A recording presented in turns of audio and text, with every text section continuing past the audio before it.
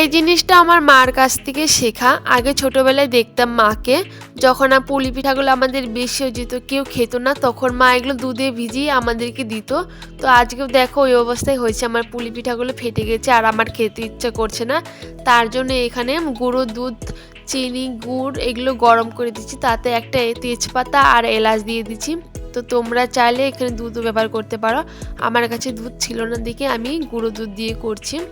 এটাকে অনেকক্ষণ ধরে ফুটিয়ে নিতে হবে, ভালো করে ফুটাতে হবে। আর পাটিসাপটা বানানোর জন্য আমি এই নিরামিষ রেখেছিলাম, তো আমরা এটাকে নিরামিষই বলে থাকি। অনেক নারকেল টারকেল দিয়ে করা ছিল, তো পাটিসাপটা আর বানাতে ইচ্ছে করছে না দেখে আমি এটার মধ্যে দিয়ে দিলাম। আমাকে আর এক্সট্রাভাবে নারকেল দিতে হবে না, তো এটার মধ্যে অনেকটা নারকেল আছে। তো এটাকে এবার ভালো করে গরম করে নিব, আর এটাতে অনেকটা গ্রেভি হয়ে যাবে আর খেতেও খুবই ভালো লাগবে। তো এটা একটু বেশি ফুটাতে হবে অনেকক্ষণ ধরে, যেহেতু আমার এটা দুধ না গুঁড়ো দুধ, তার জন্য এটা ভালো করে ফুটিয়ে নিতে হবে। তো এটা কতটা ঘন হয়ে এসেছে আর এটার কালারটাও চেঞ্জ হয়ে গেছে। এখানে খেজুরের গুড় ছিল, সেই জন্য কালারটা একটু লাল লাল হয়েছে। তো এবার আমি কুলি পিঠাগুলো দিয়ে দিব।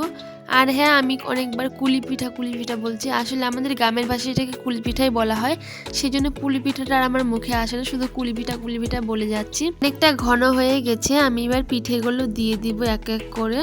আর পিঠেগুলো দিয়ে ভালো করে আবার জাল করতে হবে অনেকক্ষণ ধরে। অনেকটা ঘন হয়ে গেছে, তো আমার এটা কিন্তু রেডি হয়ে গেছে। আর এটা তো আমার এখনও খেতে ইচ্ছে করছে, দেখি এটা খেতে খুবই ভালো হয়েছিল। মনেই হচ্ছিল না যে এটা আমি গুঁড়ো দুধ দিয়ে বানিয়েছি।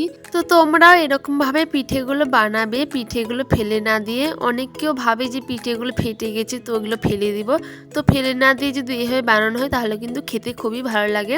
তো আমার পিঠের রেসিপিটি কেমন লাগলো অবশ্যই বলবে, ভালো লাগলে একটা লাইক করবে, আর অবশ্যই আমার চ্যানেলটিকে সাবস্ক্রাইব করে দিবে। সবাই ভালো থাকবে, সুস্থ থাকবে, বাই।